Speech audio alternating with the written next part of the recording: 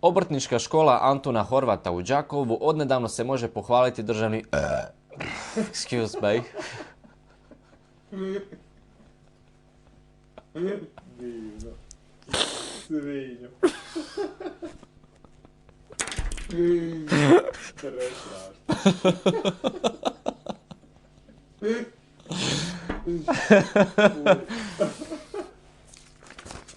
Okay.